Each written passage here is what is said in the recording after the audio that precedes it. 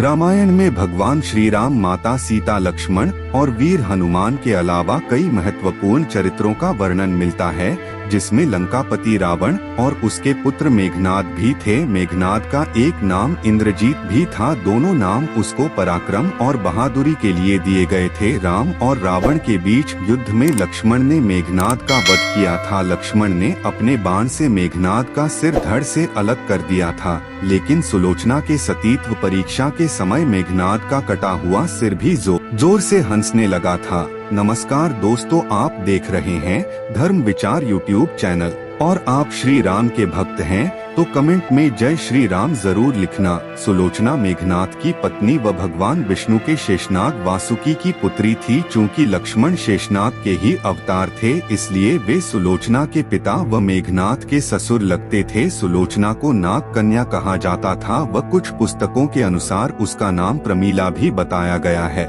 युद्ध भूमि में जब मेघनाद लक्ष्मण के हाथों वीरगति को प्राप्त हो गया था, तब सुलोचना अपने पति के शरीर के साथ सती हो गई थी। हालांकि इस कथा का उल्लेख न तो वाल्मीकि रचित रामायण व न ही तुलसीदास रचित रामचरितमानस में मिलता है, इसलिए आज हम आपको सुलोचना का चरित्र व उसके सती होने की कथा के बारे में बताएंगे। तीसरी बार युद्ध में जाते समय मेघनाद को यह ज्ञात हो गया था कि श्री राम व लक्ष्मण कोई साधारण मानव नहीं अपितु स्वयं नारायण का रूप है, तो वह अपने माता पिता व सुलोचना से अंतिम बार मिलने आया। वह अपने माता पिता से मिलकर जाने लगा, तब उसने सुलोचना को देखा। सुलोचना से वह इसलिए नहीं मिलना चाहता था क्योंकि उसे लग रहा था कि कहीं सुलोचना के आंसू देखकर वह भी भावुक हो जाएगा व युद्ध में कमजोर पड़ जाएगा। किंतु जब उसने सुलोचना का मुख देखा तो अचंभित रह गया। सुलोचना के आंख में एक भी आंसू नहीं था तथा वह अपने पति को गर्व से देख रही थी। हालांकि उसे भी पता था कि आज उसका अपने पति के साथ अंतिम मिलन है,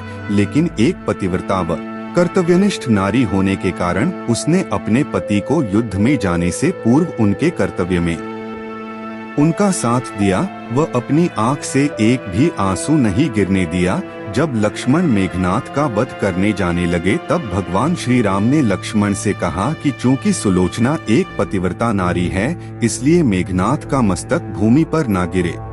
इसलिए जब लक्ष्मण ने मेघनाद का मस्तिष्क काटकर धड़ से अलग कर दिया तो उसे श्री राम के चरणों में रख दिया। भगवान श्री राम लंका व सुलोचना को यह बता देना चाहते थे कि युद्ध में मेघनाद वीरगति को प्राप्त हो चुका है। इसी उद्देश्य से उन्होंने मेघनाद की दाहिनी भुजा को काटकर धनुष बाण से सुलोचना के पास पहुंचा दिया।